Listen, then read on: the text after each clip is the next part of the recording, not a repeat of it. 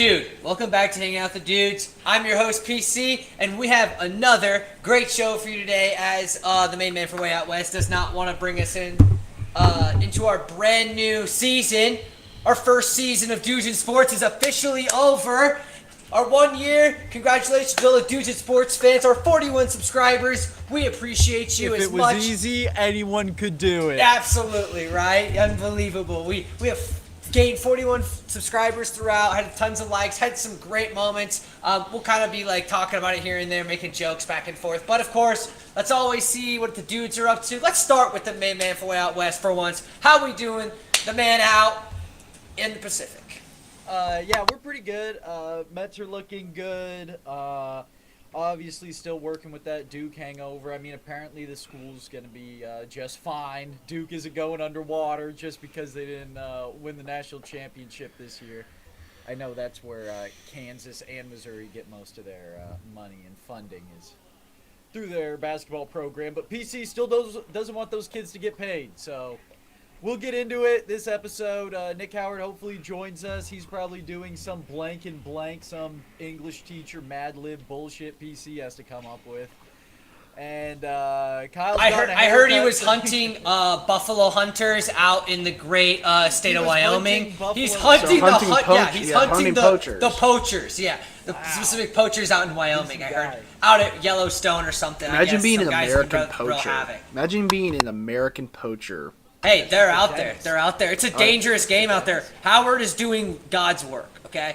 Like, helping out right now. Dogs country. Yeah, we're doing pretty good. Kyle's gotten a haircut since last episode. Maybe I'll share my screen for a little bit and show you guys what happened a year ago. Oh, man. It's awesome. It's been a great ride. And it's going to continue to grow and get bigger and all that. Thank you for supporting us. You can like, subscribe, share with your friends. And my beard's coming a little bit since then, too. So, let's get this on the road. Yes, sir. K-Stell, how are we doing today, sir? Eventful, guys. It stinks because I wish that the 1 year anniversary came on the day that I had my new setup. Because I'm getting into the new space tomorrow. And I'm going to see. It was supposed to look pretty fancy. A couple of nicer things. Not much of just flags. Maybe like a couple of, Wait, who? Pictures up there. Flags. Oh. Flags. The Cooper flag. A couple more pictures and stuff like that. But this is the last time you'll see me in this spot. I think I've had two changes. It was going to be 3 changes. And, well, did I put myself... I guess my spot previously was in my room. Then I hit the basement. And now I'm at the new place. So I'll change think of this? 4 different places I'm switching. Yeah. Is the flag, the gay flag behind you, joining you in the next spot? The yes Pink or no? Floyd. It needs to be up Pink there. Floyd. Because that's like a big topic on the Dudes in Sports podcast here. Is that flag? Pink Floyd will be up during the pod. It will not be up year round, just because of the extra bedroom situation. But it will be up just for keepsake purposes. Just because it's such a fan favorite, I've heard from the crowd. Other than that, sports talk wise, I think it was an okay weekend. Masters was awesome. That's what we did in the bachelor room up there. Was we just sat and watched second day of the Masters. That was pretty exciting. Other than that, the Royals were stinky. Honestly, the best 2 days I could have not been able to watch them were these 2 days where everyone decided to play like poopy ball. Today they just decided. Today, when I decided to watch them, they decided to stop playing stinky poo-poo ball, which is good and exciting. Bayern, of course, losing to PC's team intern. They just don't look good. It shows their injuries are allowing them to be bad. Dieter is my new Sorensen, according to Nick Howard, which was a great correlation there. Other than that, we're kind of getting to that weird dead season of sports. Baseball's going to take over. We do have the draft, and then after that, it gets really, really bleak for everything else. NBA playoffs could be Yeah, interesting it around could. the Western Conference Final and the NBA Finals. Not like the first rounds and stuff, obviously, who cares? But the Western Conference Finals should be really good, and then the Finals should be really good. Yeah, if we can get some competitive matchups out of the West and have like someone other than the Nuggets come out on top, that would be pretty exciting. Maybe a younger team, maybe a team full of young runners and gunners. I know that Oklahoma City has been that young and running team, but they're also like really good. So it's kind of weird. They're the best team, but they're also young. They're almost like the 2023 Orioles. We were like, okay, like it doesn't seem that fun. But hey, we'll see. This is the longest Dudes in Sports intro we've ever had because K-Stel is rambling because it's our 1 year. 1 year ramble. UFC is year round also. UFC is year round. Was going to be around. Oh, yeah, we're starting off the podcast hot like always. Glad to see the dudes. Hopefully, Nick Howard gets back from his mission out in Wyoming. We don't know yet, hopefully, but we'll have to figure it out specifically. So let's move on to, since Howard's not here, we would do NFL, but let's just jump over to college basketball and see if we can get into our mock draft. I think you'd really enjoy doing that with us. So let's quickly just kind of talk about the national championship. It seems like it was forever ago, but it was on Monday night.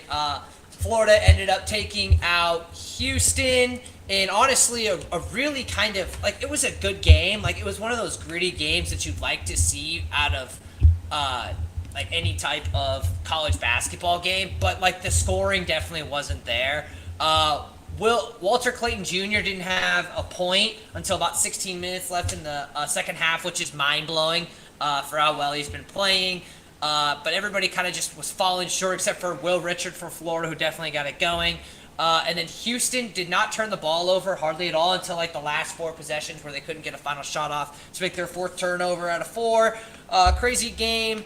Will Richard at 18, probably leading scorer out of the whole thing. But both teams shot 24 and 25% from 3. Houston only shot 34% from the field. Florida shot 39. So really not good shooting. Really great defense. I'm sure P4 did not watch it because he only watches one team. K-Stel, did you happen to catch anything about the Florida-Houston game? I know it feels like it was 4 weeks ago, but this did just happen Monday night. I did catch it. Even though I did have a concert, I was able to go to the Johnny's on Power and Light and grab the second half of the game, which was probably the best half. I did see the first half highlights and saw that Houston was pretty dominant that time. But, it was kind of a weird matchup. It was what team was going to have their style of game that they've had the entire tournament come out, and it looked like Florida was on that path. That kind of come from behind team. It was really fun to see the rebounding teams go at it. Other than that, I think what came down to it was, like I said before, when I picked Florida to win, is that Houston just didn't have that offensive threat to beat the Gators when the Gators were just heating up offensively. Once they started heating up offensively, it was just kind of tough for Houston to go, oh, crap, now we have to score. Instead of like that reverse style of shutting down a team offensively and just hoping and praying that any of your shots go in. Yeah, definitely. It seems like they had them locked down until about that 10-minute mark, and then they kind of seemed to figure something out a little bit that really helped them. So, good win on Florida. This is the probably P4's favorite part of speaking of things. I call myself the college basketball guy. I do the report every time. I do a weekly update every week on our website. If you don't know that, it's in our bio on our YouTube and also on our Instagram. I do a top 10 preseason every year, so I thought it'd be fun. P4, love to see the kick out of where I was going to show off the top 10 of yours truly's picks and see how it ended up being. Let's make this just a little bit closer so the fine folks at home can read. So obviously PC's picks here, great, right? Number 10, Texas A&M. Not a bad season, not a great season, definitely not top 10 worthy. But yeah, Wade Taylor played well, but again, Texas A&M kind of was a hard one. That was an okay pick, but not great. Gonzaga did not play well hardly in the year. They didn't really, they played okay and then really got hot towards the end of the year, eliminating the round of 32. Obviously does not deserve the 9 spot. Iowa State would have had a really good year, could have had a really good year, still did have a good year, but they got hurt down the road, down the stretch, so they don't probably deserve that 8th spot. North Carolina, Stunk. terrible, awful. I don't even know why Herbert Davis even has a job anymore. He shouldn't have a job anymore. If you're a North Carolina fan, you see him still as your coach, good luck. I mean, I guess you got some good guys coming in, but when the whole NIL goes and you got $10 million to spend on 2 players, it doesn't matter who your coach is. Number 6, Baylor. Yeah, yikes. Baylor did okay this year. Scott Drew did all right, but again, they didn't have as good of a season. VJ Edgecombe was not the X factor, I thought, and I thought Jimmy Roach was also going to be a really big factor, but he left Duke for a reason. Go figure. Duke, number 5, took 3rd. Wait, let's read it. The best freshman. freshman class with the best freshman in the game. Cooper Flagg will be the guy to watch. John Shire retained 2 key veterans, Caleb Foster Proctor. Foster did not have a good year. I know he was really good last year. I don't know if he's in the portal or not. I can go look that up real quick. But he was really good last year, and I thought he was gonna have another great year. But I mean, Knippy kind of just took over, so like he didn't really have an opportunity to. Flag will have help from guys like Con Knipple, who's Someone out the back door. Woodpeckers are out here. No, I think woodpeckers. Mm. They're coming out spring. 2 key veterans, Con Caleb Knipple, Foster major is impact. not transferred yet. All right. Has anyone come into Duke? No, I don't think so. But they've almost got that Ahmet kid. He's a freshman too. They'll have 4 really good freshmen if he joins that elite class coming into Duke. But he's like the number 5 ranked guy in 24/7 right now, and they think he's probably going to Duke. So Duke's gonna have the Boozer twins, him, and then 2 other really good freshmen as well. So they're gonna be loaded again this year. Finish your sentence. Help from guys from Concord was going to be a major impact as well. Transfers Malik Brown from Syracuse and Makis Gillis from Purdue. The main man for Way Out West. Has a good team to cheer for, maybe even a national championship worthy. Maybe. Not quite. Close. UConn! Yeah, they didn't play so hot, and Dan Hurley just threw a fit every time they lost a game. So number 4, not a great one. Houston, our runner-ups. Yeah, they had a great season. Okay, 3 is all right. If you want to have a... they beat Duke, so you put them at number 2. But 3... Ha ha ha ha ha ha! So dumb. You're so dumb. Hey, you know what? They looked really good at the very beginning of the year. What do you want me to do? I was excited, and then they showed me again and again why I shouldn't be excited about this team, and they proved it over and over and over that again. little thing at the end that was like, oh, maybe championship contender, and then you had them at 2. Should be gunning for the top spot in the Big 10, in the Big 12, and the nation. Not even fucking close. Hey, man, it looked good on paper, all right? Sometimes it really works on paper. I had Alabama as my number 1 team. I didn't have the national champion at all in my top 10. I didn't have Auburn in there. Yeah, your boy is not a real analyst. That's definitely for sure. Alabama had a decent year. But if you guys want to quickly go look at Howard's picks and see how he picked, hey, St. John right here at number 10. Really good pick. Had a good season. Not a great tournament, but good pick there. Number 9, Tennessee. Also a pretty good pick. They made it to the Elite 8. North Carolina. Hi, they stunk. They were pretty bad. Next, Baylor. Again, another one of those teams that both him and I thought were going to be really good with VJ Edgecombe. Did not play that well. We were both on Jeremy Roach. Baylor lost in the round of 32. Was that 32? Lost to Yeah, Duke. was it a second round matchup? Yeah, that's a Duke. Yeah, I know they lost to Duke. Yeah, the Duke round had 32. a tough schedule in the tournament. So we both thought Jeremy Roach and Norchad O'Meara were going to be good. They really didn't play that well. Baylor, Iowa State at number 6 is really good. Iowa State, again, I thought was really hurt with injuries throughout the year, but it is what it is. Duke, number 5. He had them just the same place that I did. And they didn't end up there. Good for Duke, I guess. They got another class, as we already talked about. Kansas stunk. Hey, man, I told you they were good on paper, and then they just didn't work together. And now is okay. Is Bill, and he's not on a hot seat, right? But No. could it turn to if he has another season next year like the one he had this year? Could it turn into the beginning of a Calipari situation? Maybe.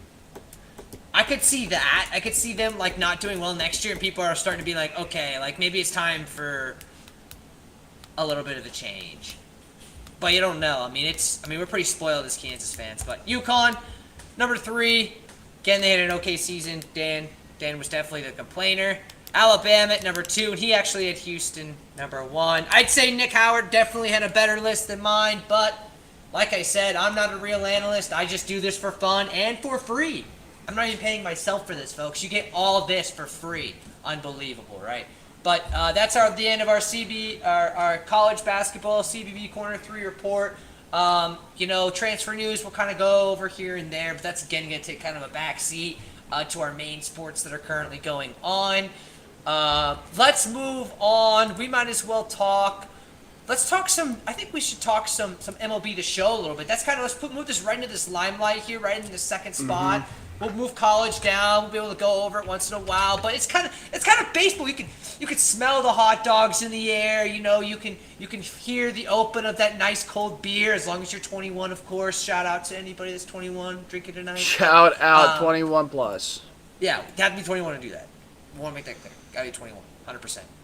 Okay, Yeah. But we'll move that into the limelight. How's the MLB looking, K-Stel, as I can't speak? I'll tell you what, a lot of interesting stuff at the beginning of the season. A lot of Talk about small. the best team in baseball. I'll talk about a couple smaller things. The Cubs?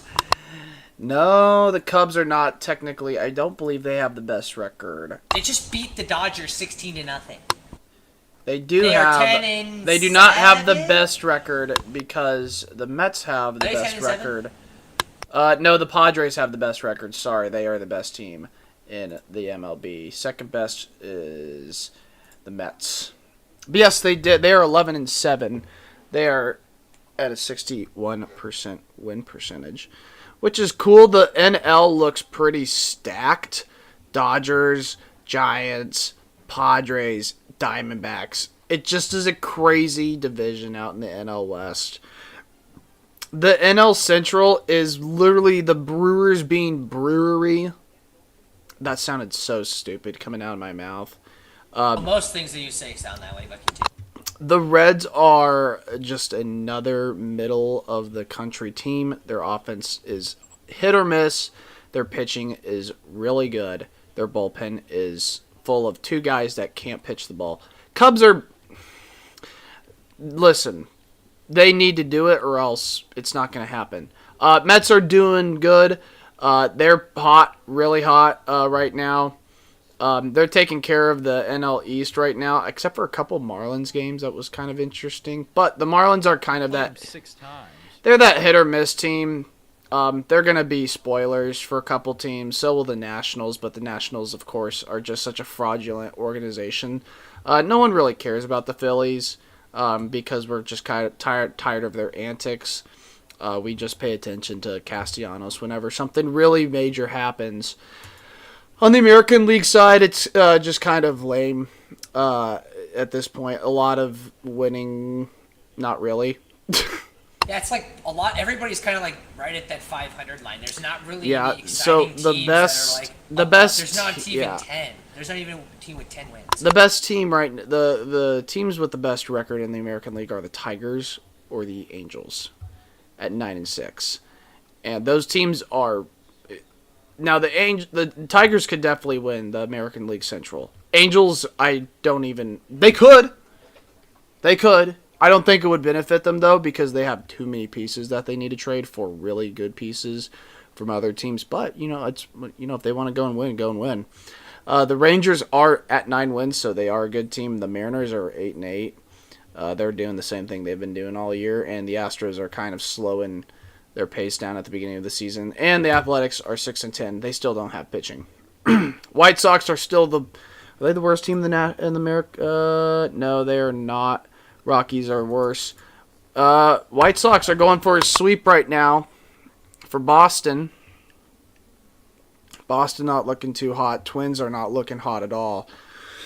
Royals are really good at pitching, really bad at offense. MJ Yeah, we need Melendez. some offensive pieces so bad, It, dude. I was on. It's like if Bobby or Vinny or Salvi don't get it, or maybe even Garcia once in a while don't get a hit, like that bottom half, you're not getting hits from. There's just nobody showing up to the plate. Nah, and that's kind of what the expectations are when India isn't in the lineup. But India wasn't playing that good anyways. But yeah, India wasn't even playing well. Like he hasn't really played well this whole entire season. It's tough because when, it's early. How can you really complain yet? But still, it's like, dude, come on. sometimes you just need a good piece in the second bottom half of the lineup to just wake you up. I don't really know that much.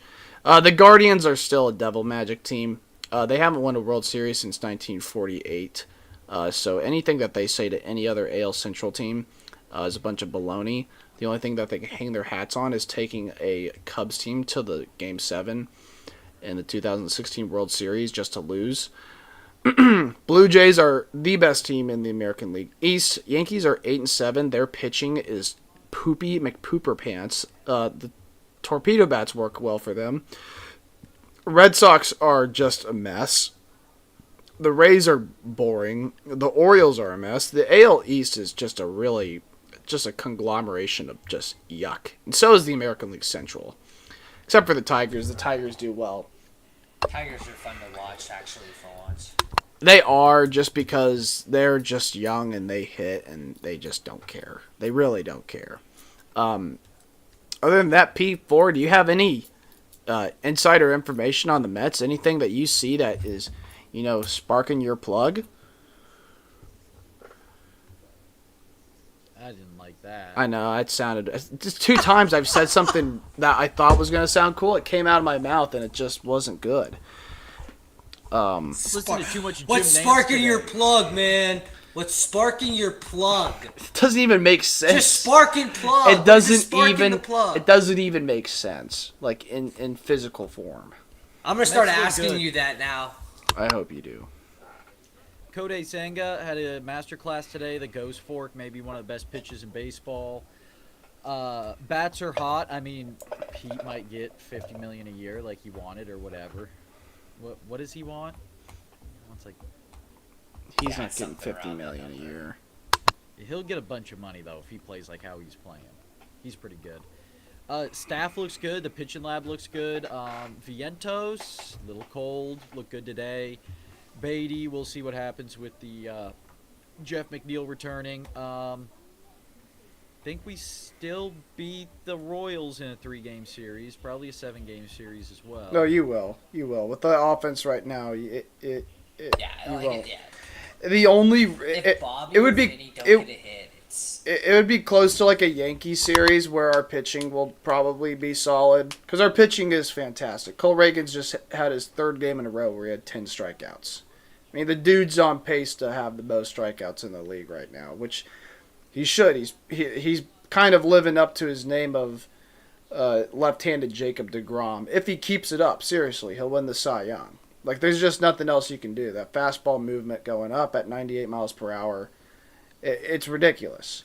His stuff has always been better than Tyreek Skubal's. It's just a command issue, and he never had it until this year. If he keeps doing it, he'll win a Cy Young. And that's just kind of the name of the game in the AL Central, is no hitting and all pitching. And it gets you to the playoffs. It may get you to a divisional series. It won't get you to a World Series. The Mets have the bats to get to the World Series. They don't need the best pitching on the planet. They just need pitching to be above average. They need to have top 10 pitching and above and good bats. That's what wins you World now it's Series. top 2. So the Mets have the winning formula. They have the dudes. They just need to stay healthy, especially in the pen and the starting rotation. I think the Mets do have it. It will be interesting to see what the NL West does, because the Dodgers, or whatever, the Diamondbacks are hit and miss. I don't know if I technically believe the Giants are that good. Their defense is still a major issue. And the Padres, of course, they just got a lot of good players. They got a lot of good pitchers. They got a lot of good bullpen pieces. Who have they played this year? Have they played anyone, good? They Who, played the the Mets? no, the Padres. They played the Rockies, the Athletics. They lost a series to the Cubs. They won a series against the Guardians. They won a series against the Braves. So they played 1, 2, 3, 4. I can't believe the Braves are 4-11. Yeah, I mean, but that's kind of the mystery you get, man, when you have players that are on your team for a long time, especially a large group of people. It's tough. And also, Ronald Acuna has not been on the team for has it been over 365 days? Yeah, It's been a long time, dude. And long time. that guy's a really good player. He's a really, really good player. MVP. He's the heart and soul of that Braves team. If he's on the field, they play really, really well. When he's not, they are not very good. He's a spark plug. He's a spark plug. He's a spark plug player. Is what Ronald Acuna Jr. is. Yeah. Definitely see it on the field. I could talk a little Cardinals for Howard. Nothing crazy. Their bats are really good. They have the highest OPS for catchers, which is solid. It just looks like that their team is playing very, hey, let's tank ball, which was the expectation going in, but then their bats started getting hot, and sometimes when you got bats like that are really hot, it sucks to continue to go on that tank path. But we wish the Royals had those bats, and maybe we get one with Jack Caglione. Just hit another home run today. Only 406. P4 was mentioning that before the pod, talking about how you're going to talk about Jack Caglione. Yeah, only 406 feet opposite field for him today. Nothing too special. Just a little light work. Listen, it sounds goofy talking about that guy coming up in a Wyatt Langford style situation, but at this point, with the way the hitting is going right now for the Royals, it does not. It's a very much a realistic situation. They've got time to figure out. Yeah, but the thing is that. But you can't, like, the Double-A to Major League Baseball is totally different worlds. No, Jack hit another home run today. I was just talking about that. I said it wasn't as good as his others. Only 406 feet opposite field. I'm gonna trade for him in my MLB The Show right now. Go ahead. Listen. I think he's gonna be in KC by June, especially if the hitting continues to be this bad at the bottom of the lineup. Hunter Renfroe is getting DFA'd. It is not just a what if. Kyle it is Isbell a win. doesn't deserve to be out there either. Kyle Isbell does because he does his job. He just had a 3-hit game today, so I'll give him that. He is absolutely our best hitting outfielder by far. It's not even It's horrible. I wish we had an outfielder. If we had an outfielder, we'd be World Series contention, I think. Well, you either trade for an outfield bat or buy an outfield bat, or you go for a bullpen. The Royals are not buying an outfield. JD Martinez. That's a trade for it. Well, we tried to buy Santander, and we got outspent by the Blue Jays, so can't do much about that. Also, I don't know if Yeah, you Santander's... can make another really big statue of a letter that says, "Dear Anthony." Dear Dad. Do you have everything that's written? What does it say? No, I have no You have that idea. memorized? No, I don't have it memorized, sadly. But yeah, baseball, it's going to get interesting. The bats aren't that hot right now for a lot of teams because it's the Torpedoes. cold. Yeah, the Torpedoes are doing something, but it's still spring. So, we got to wait for the night games to get a little bit more into the schedule, so the humidity carries the ball. We see a bit more home runs. The ERAs start going down. Who cares about ERAs, bro? Who cares? It's all about hitting the homers. It's all about hitting the jacks, which means bring up Jack Caglione. Yeah, that's baseball right there. Nothing crazy, nothing wild. Mike Trout is tied for the most home runs in the league. Yeah, so that's what he's doing. Forget about him. Yeah, he's like one of the best players to ever play baseball. He'll probably be hurt though here soon though, sadly. There's, I guess MLB show. Any final thoughts, K-Still, or are you kind of wrapped up there on your baseball stuff? No, that's my final thoughts. We'll see what happens. We'll get to a little bit more bigger games. Royals play the Yankees Monday. Should be really good here. Let's go and let's talk a little bit of. We had some crazy action happen out in Miami this last week. Was that a little bit of slugfest going on. We had a Patty the Batty knockout, and we had some pretty good fights there. So P4, you want to kind of go over Jim Miller? Can't believe he lost. The 60-year-old, pretty much damn near. How old is he? Look this last time. He's 41. Still fighting. Unbelievable. You got Danny. What? UFC 314, which was at the Kayesa Center in Miami. I don't think that's the same one that they go. Is that the one that they go to every time? I don't know. But as Dana said, 1, 2, and 3 highest fight gates in Miami's history have all been UFC. It was a pretty good card. Yeah, they had some really good fights. I enjoyed it. I put some money down. I had some bets. We'll go through those. I bet at a pretty high clip. The issue was the parlays. Parlays are a sucker's bet, people. Don't fall for them, but we can go over them.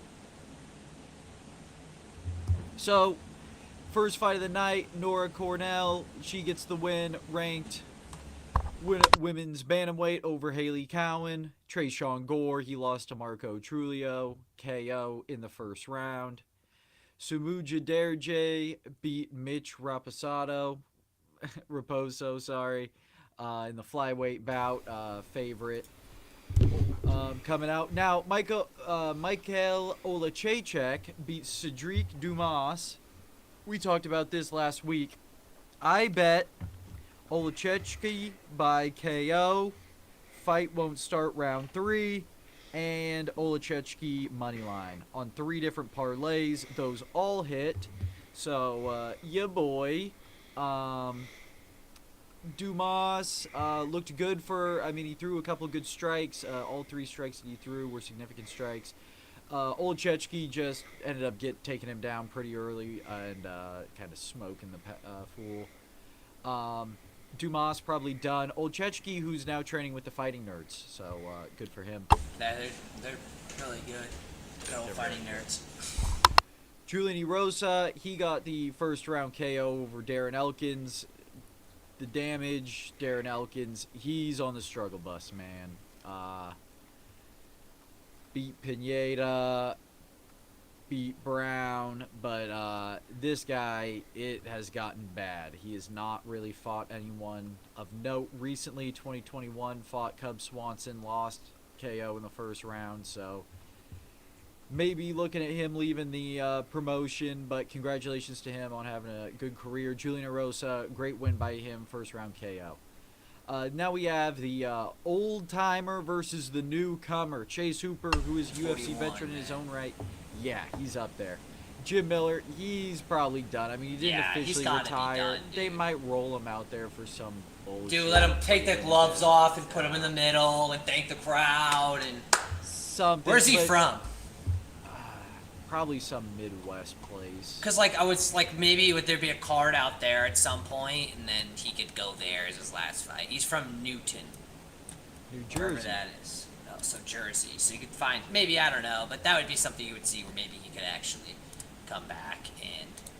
316 is in New Jersey. Sean O'Malley card. Oh, there you go. I know it's... Not really. He's already in fighting shape. How much more fighting shape do you think he gets into? Yeah, that'd be probably a good one for him to hop in on a card. Fight some newer guy, just coming in, let him fight one more time, retire where he's from.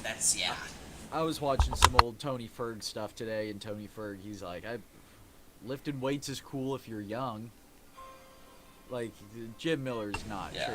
He's set in his ways. When he retires, the only thing that goes different is he doesn't cut as much all the time. Yeah. Well, did you see the Chase Hooper comment? Was it the gooning too much comment? That was crazy, bro. I was sorry, my forearms were literally Dude, sore. go pull up a video of him It's talking, like, bro. dude, what are you talking about? Dude, him talking is incredible. He sounds exactly like you think he does. Heavy favorite Chase Hooper would kick everyone's ass in this call right now. Absolutely. Unless I'm more of a gooner than him. Chase Hooper That money line blew on one of the over. parlays. That ended up hitting. So, yeah, boy. But Chase Hooper, congratulations. He's going to continue to do great things. Lightweight moved up. I think his frame He's matched a gonna be little bit pretty better good, for yeah. 45 than Yeah. the 35. How old's the But yeah, kid? congratulations. Huh? How old's the kid? 23? 25. 25. Yeah, young kid. Moving on up. Yao Zhaozhan lost to Verona Giradoba. Giradoba has headlined Apex cards. Wrestling, I mean, that's all it was. 3 of 11 takedowns, 3 sub attempts. A reversal, significant strikes, 17-11, but 96 total strikes. Verona Giradoba, good fighter. This women's strawweight division is... we have to see one of these contenders kind of really prove themselves, separate themselves. So, yeah, number 3 favorite over the number 1. The main event on the prelim, or I guess the featured prelim, Sean Woodson versus Dan Ige. Interesting stoppage. Yeah. Ige was ahead on the cards, all 3 cards, 2 rounds to 0. But Woodson looked good. Ige kind of hopped on him.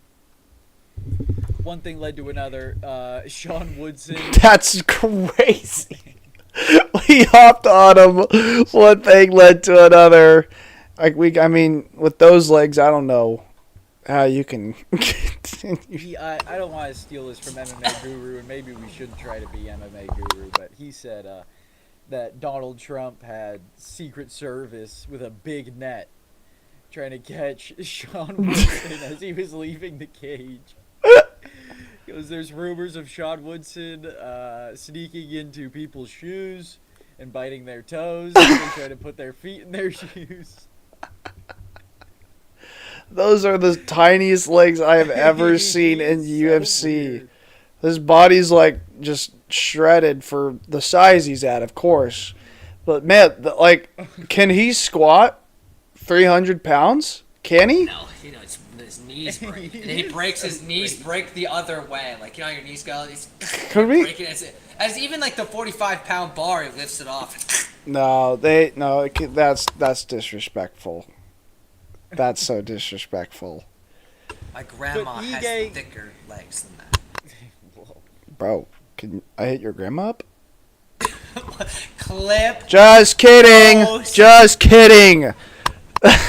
Dan Ige with the win over Sean Woodson. Congratulations to both these fighters. I think obviously Sean Woodson's an incredibly talented fighter. He's a very interesting build, I think is the nice way to say it, for the featherweight division. So I think they'll both do good things.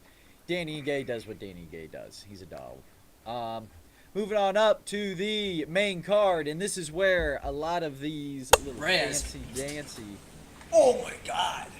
parlays come into play. Nikita Kirlov beat Reyes beat Dom- Nikita Kirlov.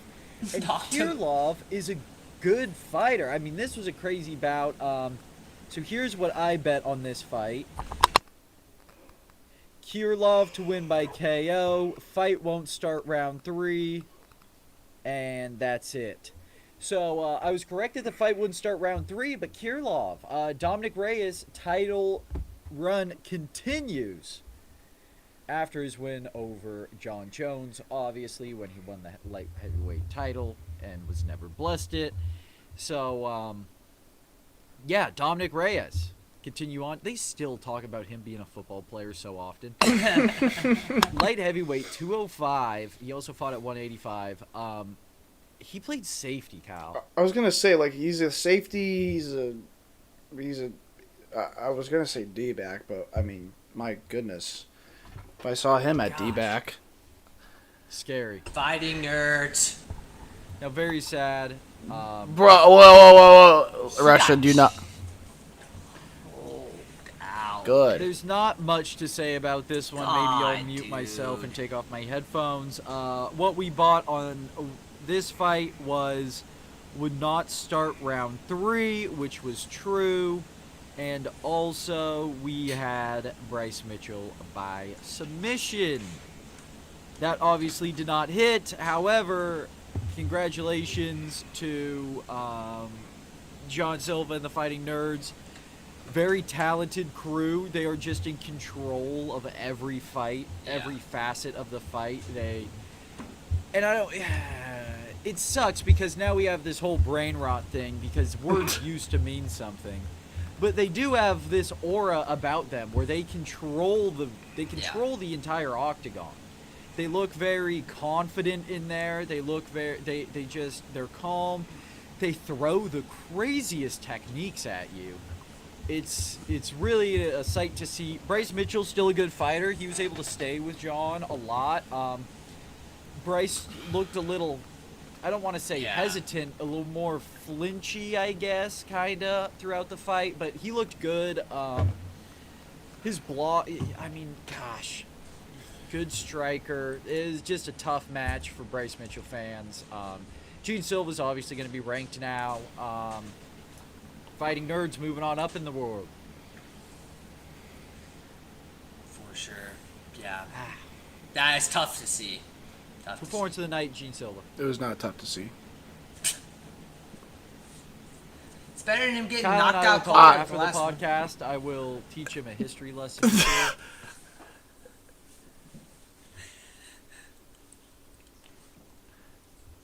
Moving on up the card, Yair Rodriguez takes on Patricio Pitbull. Patricio Pitbull's making his UFC debut after being one of the most highly touted and decorated MMA champions outside of the UFC. We were also right on this card when we bet it. We bet that He's 37. Pitbull, yeah, he's up there. Jesus. We bet Yair Rodriguez by KO. Obviously, that did not happen. But we said Yair Rodriguez money line. Thank you very much. God, it sucks so much. Out of all these cards, these 3 parlays that I made, and then obviously the other bet, I only missed by 1 leg on 3 4+ leg parlays. It's like I couldn't have hit one of these motherfucking things. Like, let me lose 4 legs in this one, and then win just this whole ticket, please. Let me get some of my money back. We also bet on Juan Soto to hit a home run and the Mets win on Saturday. That did not happen. Mets lost. Juan Soto did not hit a home run. And then what else? Oh, Mets to win the pennant. But we'll wait on that one. The NL pennant. Kyle, before you get all up in arms. When Bobby Witt Jr. hits his stride in August. It's actually July. That's going to be a long run for him. Be good from July all the way through November, carrying Hunter Renfro's fucking raggedy ass through the dog Hunter days. Renfro will be with his children in a house watching Bluey in July. And Mitch Haniger will be playing right field for the Mitch Haniger will not be playing for the Royals. I would quit watching baseball. Yair Rodriguez is fucking good, man. Yeah. He's real good. And if you don't know the beef between him and Diego Lopez, I'd look into that. I mean, it's real interesting. These Mexican fighters are incredible. Yair called out Paddy Pimblett. He's called out a lot of guys. He's just kind of a shit talker. I like Yair a lot. Patricio Pitbull, good fighter. He can hang around this featherweight division. Yeah. Maybe you put him against someone like Dan Ige next. That'd be cool. Patty! Yeah, Paddy Pimblett. Let's see. What did we put? He dominated him. What did we put for this one? It wasn't even close. Fight will not start third round. Very wrong on that. I should have just said fight would not go the distance, but my bad. Paddy Pimblett by KO. That was correct. And that was it. So Paddy Pimblett by KO and fight would not start third round. Very close on one, correct on the other. Performance of the night to Paddy Pimblett. Michael Chandler's done. He's not seeing anybody at the top. No, he's done. I don't For know sure. what his... God. He's even done anything in the UFC. Does he have one win in the UFC? He called out Conor McGregor in WWE. That's his biggest moment. Yeah, he beat Dan Hooker in 2021, and that's his only UFC win. Yeah, he lost to Charles, KG, Ferguson. Boy, Oh, he beat Ferguson. Oliveira. That did never happen. That's liberal propaganda. Kyle shut your fucking pie hole. He did beat Ferguson. I remember watching that live. That's the only way he even kept in was that It one win. never happened. It's liberal propaganda. I will not... Tony never got his Khabib fight. I'm not going to turn this into a Tony thing. I love Don't you, Tony. do it. CSO, champ shit only. And then the main event, does Volk still have it? Question mark? Yeah. Question mark? He just fought. I mean, does that really put, I know it's Volk, but Diego's Ilya, good, man. You knew Ilya was really good, but does that put him up even further ahead of everybody? Like, does this Islam fight look actually, because were you thinking that Islam Ilya is doing to Ilya what Khabib did to Tony.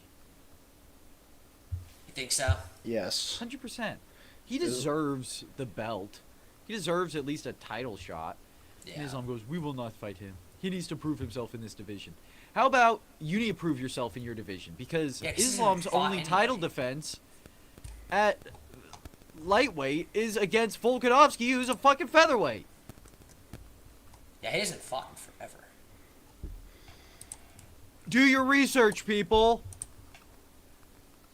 And in all fought things, Moicano, right, yeah. Kyle? He hasn't fought anybody. That could mean 5 different things, by Poirier. the way. Money Audience. Moicano. Yeah, and that was on short notice after Yeah. Charles ducked out again. That's all he wants to do is he wants to fight Charles or some tomato can or Volk. Because I love Moicano, but saying that Moicano has a title fight is kind of ridiculous. Yeah. But regardless, Volk still has it. Diego Lopez still a great fighter. He looked really good. I don't know quite about matchmaking yet. We can look at the rankings quickly. Featherweight, Ilya Topuria, champion, not true. Volkanovski, champion. Diego Lopez. Movsar Ivlev versus Volk, probably next. Yair Rodriguez, Brian Ortega. I like Yair versus Diego, maybe. Yair, well, Holloway's supposed to be fighting at lightweight. He will be fighting Dustin Poirier next for Dustin's final fight, I believe. But yeah, Islam, he was supposed to fight Arman, was supposed to fight Charles, kept on fighting Volk. Ilya's the fight. Cut and dry, plain and simple. Ilya's the fight. That really does it for that card. Are we going to have something live? We don't have anything next weekend, but the weekend after. I won't be there, but I will be there. I'm going to the fights in Kansas City. The Machado Gary and Prize fight. I'll be there. We can talk Let's about see. that. Where are we sitting? Like 2. It's lower level. I can't remember the exact ticket where it's at. It's like on the. It's like down here in 120, I think. If you go over to 120, other side. Yep. right there, and it's like kind of like a little bit higher up than where you're at, P4, kind of around there, closer to the aisle. That's similar to where we were. We were somewhere like Climate Pledge is a little bit different. Our section went all the way down, and then this was the floor stuff. Yeah. We were like kind of up in this area. Yeah, we're just a little bit further down. We're like just a little bit like. Yeah, Actually, right we were right by around the there. boxes. We were like. Yeah, I think right that's there. literally where we're right about too. Is right there, maybe like 2 rows down or something, maybe 2 rows right up, next to something. the, Right in you know, there. with the Somewhere. press box. It'll be Nice. good. It'll be good. It'll be good seats to see the fights for sure. It'll be fun. So that'll be good. So my brother and I are gonna go to that, and I'm excited to see that fight. We can go through previews and stuff of that next week because there's nothing this week's kind of a dead week. So but yeah, we could do NFL. You guys want to run through some NFL mock draft stuff real quick, and then if Howard joins us, we'll do our finale for Smart or Dumb. If not, the pod will end a little early for our 1 year. You gotta let the boys go celebrate our 1 year on our own a little bit as well. So, but let's look at this mock draft real quick. We're gonna do picks 32 through 20. Obviously, What? yeah, we'll do picks 32 through 20, and then next week we'll do picks 20 through 10, and then we'll do 10 to 1 on our NFL draft podcast that we do every year. So we're going to do that again this year. You better look for that coming up. But we did one last year. It went really well. So we're going to probably do it again. Kind of, the guys just sitting, chilling. So if you were going to watch the draft and you get nowhere to hang out with, come hang out with the dudes. We'll be sitting around drinking sodas and being responsible as we watch the Jets pick another quarterback in the first round? Question mark. See if it's a new future out there. I sure hope so. If Justin Fields is the, well, I don't know. Fuck. We're worried about the back end of the Let's draft. look at the back end real quick here first. I think that'll be start. So we'll go. Let's go. Since both K Stout and I are both Chiefs guys. P4, if you want to handle pick 32, then we kind of go from there. Kind of bounce around what we think. Take about, I don't know, a minute or two for each of those teams that we don't really know. But yeah, the 32nd pick belongs to the Eagles. Yeah, it's going to be interesting there. Obviously coming off a Super Bowl win. Their offensive line still looks good. Their defense did lose a few pieces, but they'll still be fine.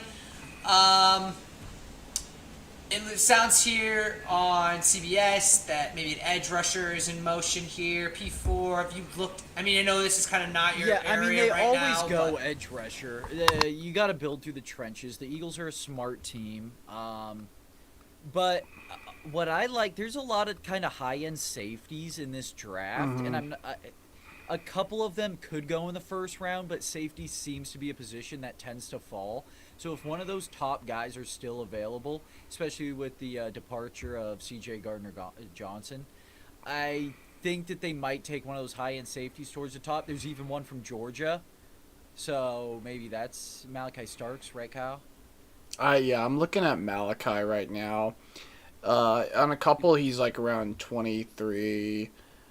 Draft database has him at 21. That may be a bit too high for a safety, in my opinion. But definitely a guy you can get at 32, especially if you are the Eagles, looking for another Georgia boy to bring home and just let him eat in that defensive scheme. Just talent all around. Yeah, that'll be really interesting to see what happens there at the Eagles at 32. Good insights there from the main man from way out west, the K-Stout. Let's go up to the 31st pick. Obviously, is the Kansas City Chiefs. I'm gonna pick mine real quick, K-Stout, and I kind of want your reaction on who I'm thinking. I liked P4's comment when he said it's built in the trenches. We could use some trench work, so maybe an offensive line, maybe a defensive line. And I understand that's how you win championships, but I'm greedy and I want more weapons. I still think the pick is Luther Burden. I know it's probably a reach. I know that Kyle's going to freak out on me. No. But, I think another weapon out there would be nice. I think you can find something in the second and third round. I believe in Veach at finding talent any round. That's what he does. So if we can't find somebody that we absolutely love for one of these offensive line or defensive line positions that we're kind of missing, I think taking a shot at another wide receiver and giving us even another weapon, especially from around that Kansas City area, so he's going to have a lot of support. I think Luther Burden would be a great pick for the Kansas City Chiefs at pick number 31. K-Stel, what's your thoughts, and then what's your pick? I agree with you. I think if Luther Burden is on our doorstep, I think you get him. and a lot of people now Mizzou fans will be ecstatic, as they should be. A lot of KU, a lot of K-State fans are gonna go, this is just another local pick that they got, and the guy's gonna be like a Nick Bolton, where he'll be good, but he'll have these bad tendencies to do. Guys, he's a phenomenal vertical threat. Getting talent for Patrick Mahomes to run with, that's a very important thing. It's a very important thing. Now, I will divert and say, if the Chiefs do not have Luther in mind, let's say Luther just for some reason is just not high on the board for the Chiefs, which could be very true. There's a guy out of Ole Miss. This one, he's ranked number 27. Walter Nolan is a D lineman. I've watched a couple of his tapes, and I think he has a very high ceiling, and I also think his floor is a bit higher than people give him. I think he's a dude that you go and get, because that is a trench item that is very overlooked by higher level common fans. They don't like D linemen out of the first round, but sometimes you just have to go and get a dude like that to solidify that defense. Having a great D line is humongous. You can find good safeties in the second, third, fourth round, especially the 6th, 7th, 5th.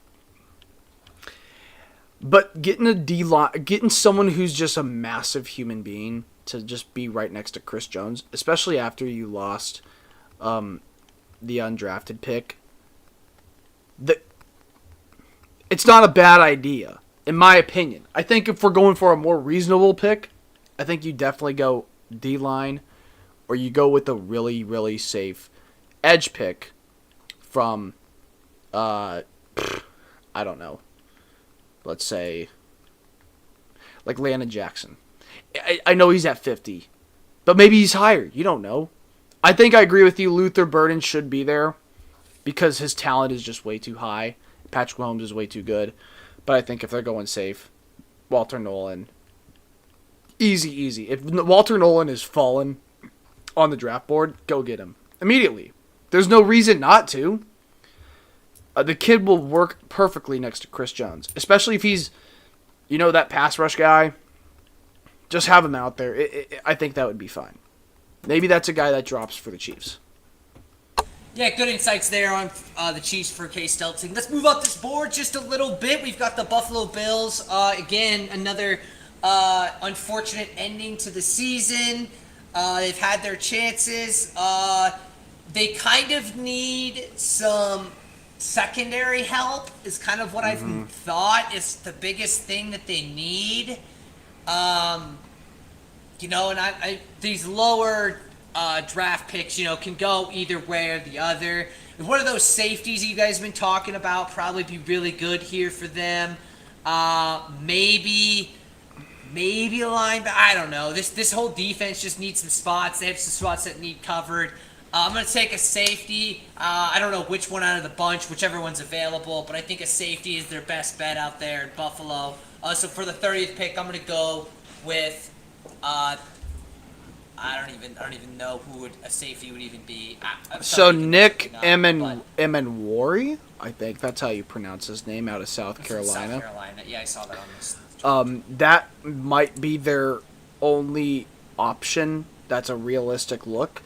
I know Sarks could fall to them. Maybe someone picks him up. I would definitely think secondary help. I think you're right. They do need that secondary help. It's huge, especially if you're planning on taking out Patrick Mahomes. You just need talent to keep up with their speedsters on the end. You also need guys who are going to be smart. You have to have guys that are going to know the offense. I don't know. We don't know anything about Nick Emenwari. If he can do it mentally, I mean, they all can mentally, but certain defensive minds have different styles you want to play. That's why the Chiefs are very meticulous in who they draft. They just don't go out and get the best dude on the planet because it's all those meetings that they do. Hey, like, what about this right here? And if they don't have that knowledge, it's not going to be there. Other than that, they don't really have a ton going for them in that section, but maybe Nick Emanwari could be their guy. You never know. They could go out and just get a D lineman or an edge rusher. Yeah. Pick 29 here. Washington had a great year.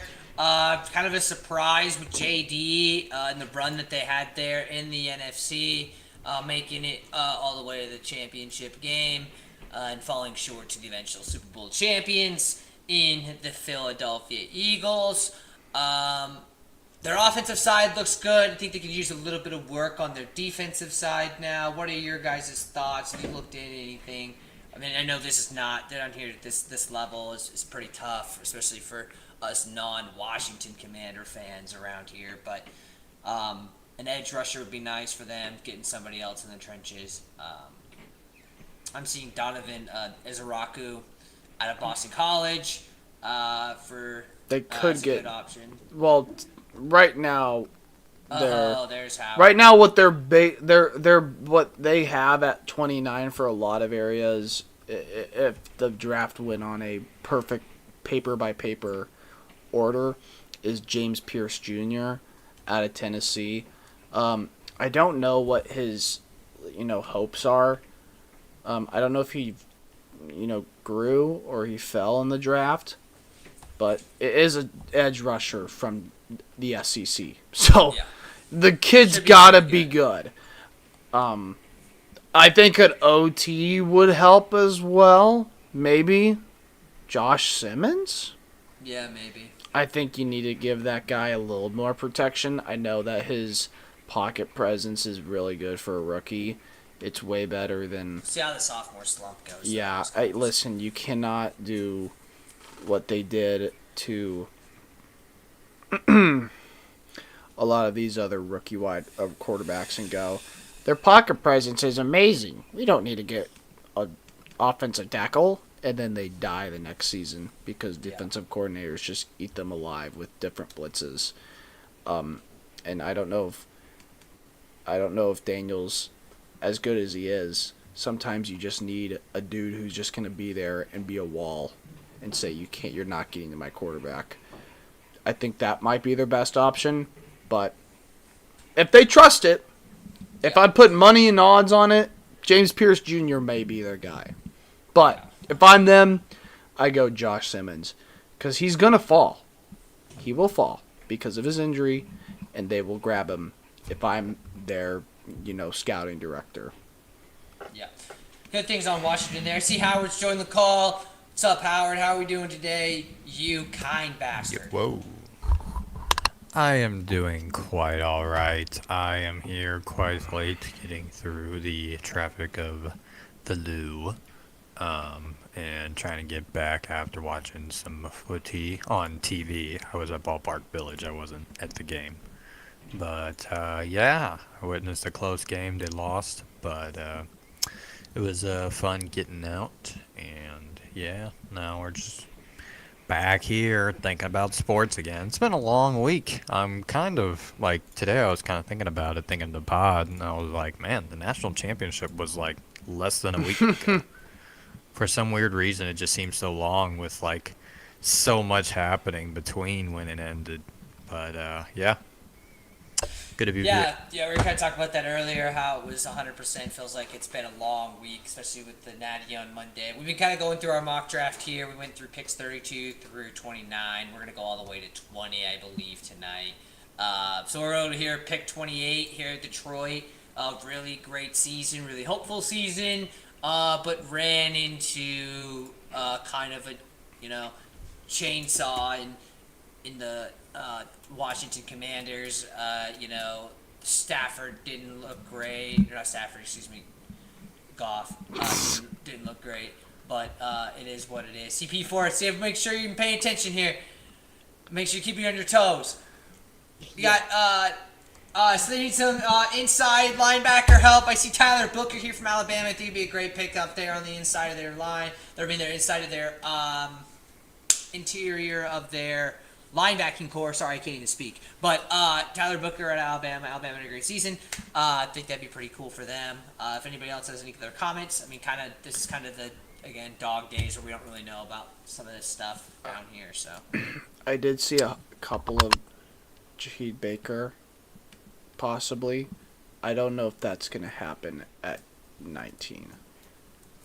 A guy at 19 going to the 28th, that's a little far down there. It could happen, though, man. I've seen crazier things. Geez, like, I'm looking at a couple of, like, random notes I took, like, 5 weeks ago. Like, all these guys. And now I'm, like, going through all these different, like, database stuff. And they are really, really confident on Jaheed Campbell going 28th. I don't think that's happening. But if it is, get him immediately. Don't even question. Give him 3 calls.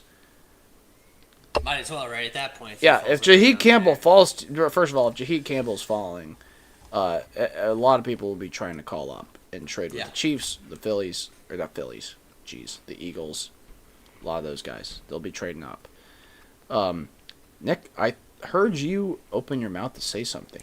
I don't know what you were going to say, but maybe you had something? Oh, I was just kind of seeing, yeah, so we're talking about the Lions pick. That's what we're doing here in the middle of the mock draft. Just being caught up? Okay. Yeah. Like Jaheed Baker does not seem like a guy who falls to 28. I think they need more depth over on the edge.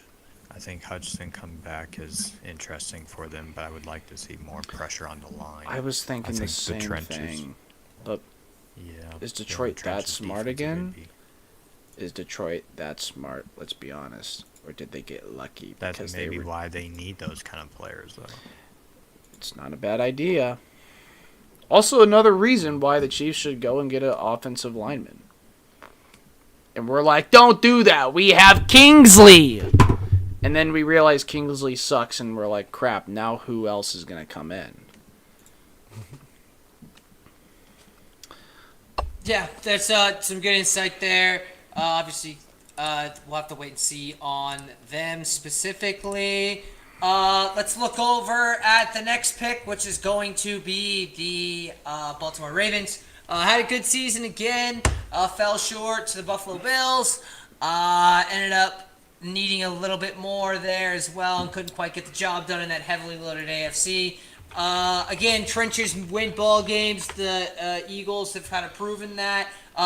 Baltimore needs another edge or inside guy. I see Walter Nolan from Ole Miss. I like that pick. I think some type of interior line or defensive lineman would be really good for Baltimore to help them out in the trenches. They've taken a lot of corners.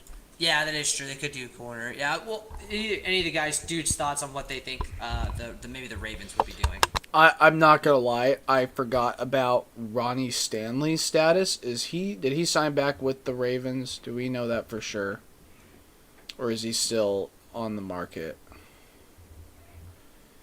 Yeah, I know that's a weird question. I looked it up, and the first thing that popped up when I looked it up is this is what Google told me. Nothing. What ethnicity is Ronnie Stanley? That's what the first thing was. Believes there's unfinished business in Baltimore. Oh, if they're getting Ronnie Stanley, okay. Instant analysis of Ravens agreeing to 3 years. Yes, they did a month ago. That's what I 3 thought years, because I would think I'd hear a bit more about Ronnie Stanley. So he's on the tackle, but I still think they need help. Yeah, on I think you still get line, someone. Honestly, go get Tyler Booker out of Alabama. I think that would be a really good pickup for them, because I mean, Lamar. I mean, they are doing a decent job, kind of filling in gaps and stuff from what they had years ago. But you still got to protect that guy as much as possible with how much he's running through routes or through holes on runs and basically just taking over the field. I think they definitely need some help, at least in the inside, because I know they had one guy that was a Pro Bowl replacement or something like that. That was pretty good.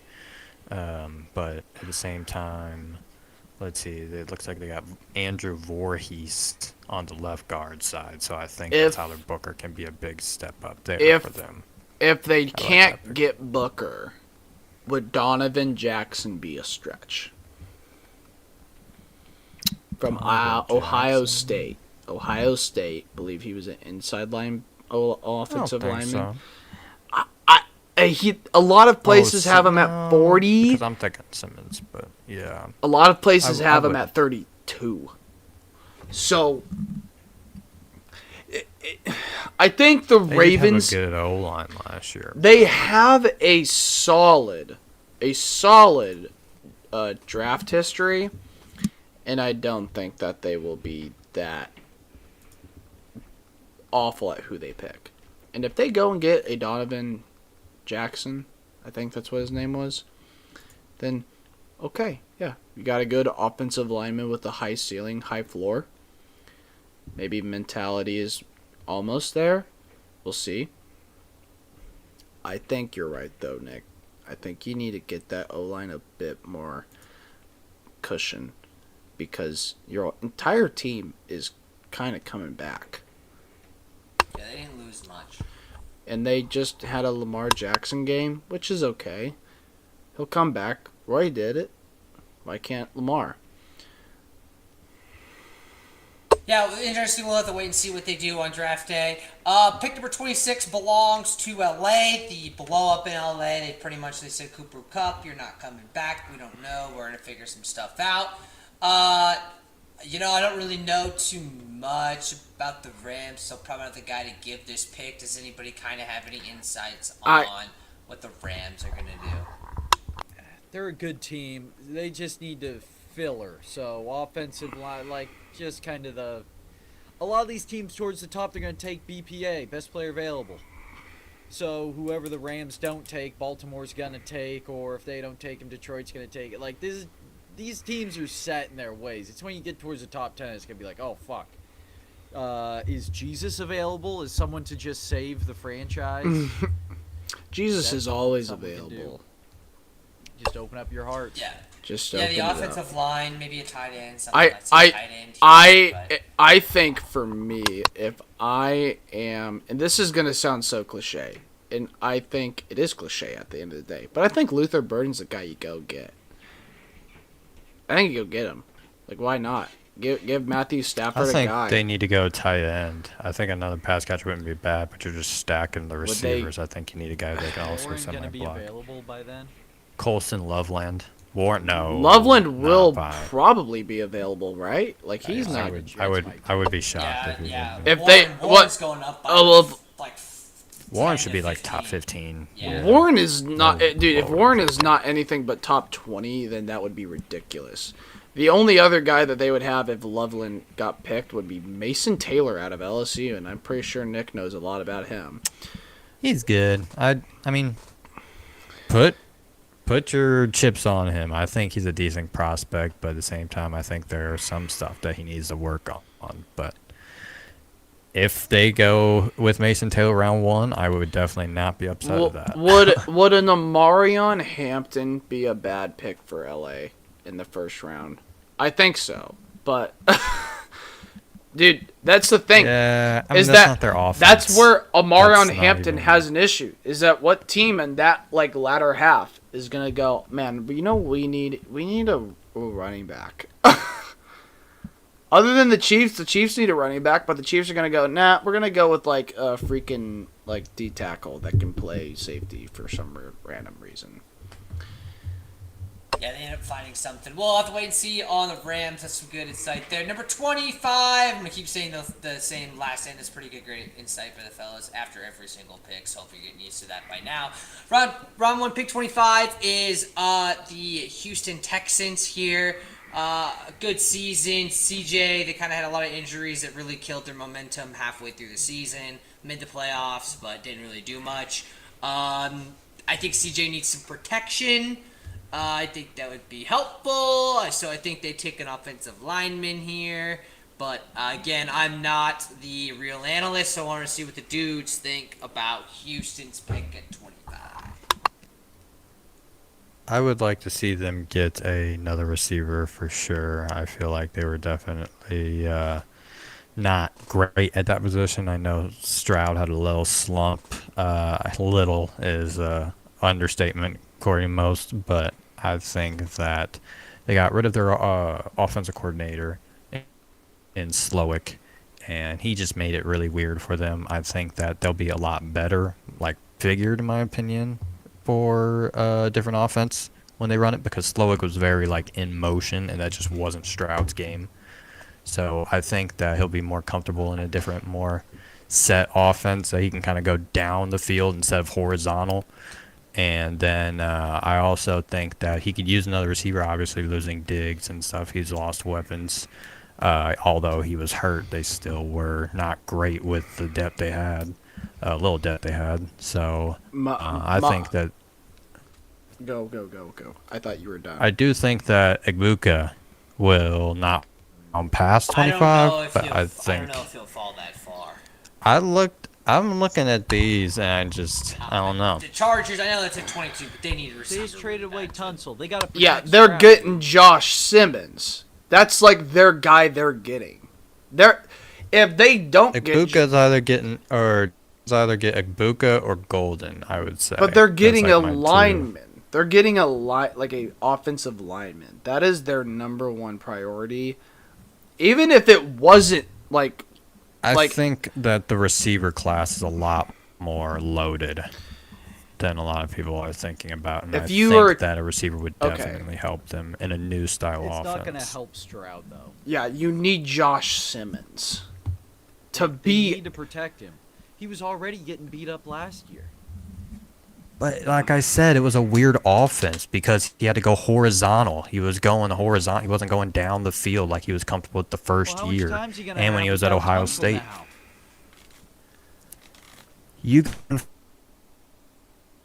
My money's on Josh Simmons.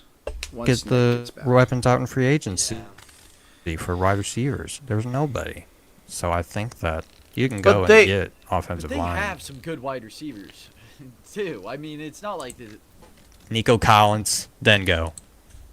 Who's the other guy? He broke his knee. He broke Tank all Dell, of his sure. Well, hopefully he can come back, be healthy. I hope. That'd be cool. Last offseason, they were getting rid of guys because they had too many. Yeah. Now they don't have enough. I mean, that's... Yeah. They trade away their offensive lineman. It seems like the whole franchise. So maybe they do go wide receiver. I think that's a bad pick. Yeah, where are they going to get? 'Cause, they have no one else to get in the second round. They have maybe Garrett Wyatt Wilson's Millam. Good, but fucking it didn't help Aaron Rodgers. They have Jonah Saviana, Marcus Imbaugh. I mean, that's who they got at offensive. They need to get a tackle. They need to get an offensive lineman. Like, that's just... And listen, I understand where you're coming from, Nick, where it's like, yeah, get this guy some weapons. But I think if they took the route, and I'm going to bring this back to the Chiefs, and I know it sounds really bullshitty, but if they do go offensive line and just have a guy that's like, listen, this guy, he's injury prone, but he's a really good tackle. Maybe that's where you go and just see how good he is with 3 okay wide receivers, one of them being really good, Nico Collins, right?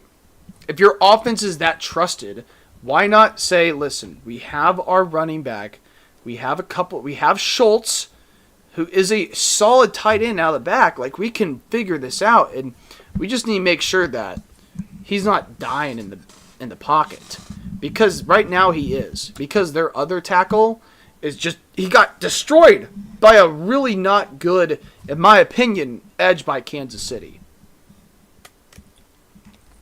And I mean, it's whatever they want to do at the end of the day. Right. If I had, but this, how I'm picking it. If I'm putting money on this, my money is absolutely going Josh Simmons, easily.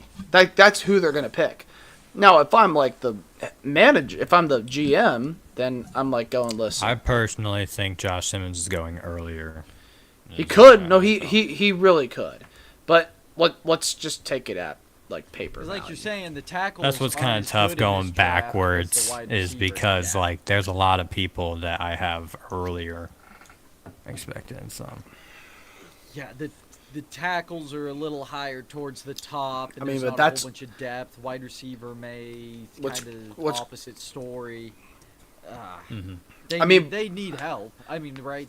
No one guy that they pick is gonna put them picking 32 next year. What's cool about going backwards, though, is that you're given that opportunity like the GMs.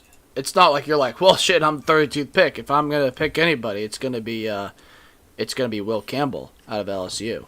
And it's like, dude, you're the 32nd pick, and it's like, well, I know, but that's who I'd pick. I'd pick Tyler Warren to be. We're gonna tell Travis Kelce to get your ass out of Kansas City. We have Tyler Warren. Yeah, it's really interesting. Good insights there by the dudes, obviously. Pick number 24 is the Minnesota Vikings. We're almost wrapped up here. We can go kind of quickly through. I mean, 21 is kind of interesting because you might see a quarterback go. But 24 is the Vikings. They're doing all right there at the NFC North. That was pretty disappointing. Really great in the regular season. Pretty disappointing in the playoffs. I see a safety here for the Vikings and Malachi Starks from Georgia should be a good pick there. Any dudes got any other ideas on who the Vikings will pick?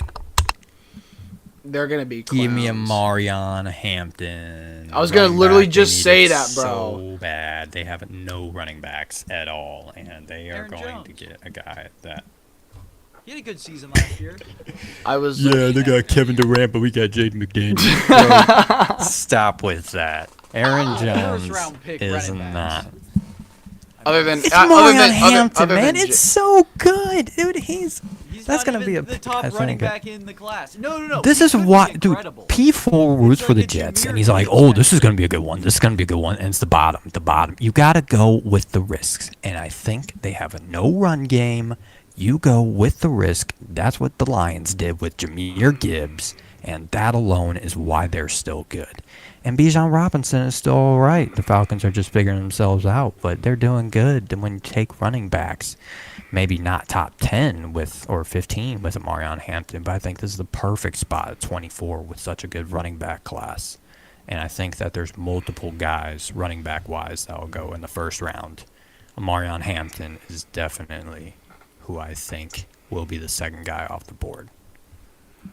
Give me that for the Vikings. Yeah, Vikings got great spot there at 24. We'll have to wait and see. Then you've got their rivals, 23 in the Green Bay Packers. Again, NFC North, really not great showing in the playoffs, but I see a corner here, which I know the Packers desperately need. They need secondary help there as well. I like that in Jahdae Barron out of Texas. But if the dudes have any other ideas on the Green Bay Packers at 23? This is where if I'm Green Bay, I'm going, dude, we are going to find a good cornerback out in the 5th round. And we go out right now and we get either Matthew Golden or we get Emeka Egbuka, because we just saw what happened to their wide receiver core. Now listen, it was a silly Egbuka. What'd I say? It had a D in it. I so said it was wrong. Egbuka.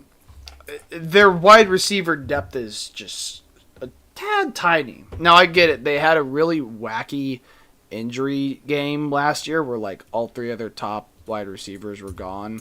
But be straight up right now. Their top 3 wide receivers. If you bring in Matthew Golden or Egbuka, are they better? Are they in that top 3?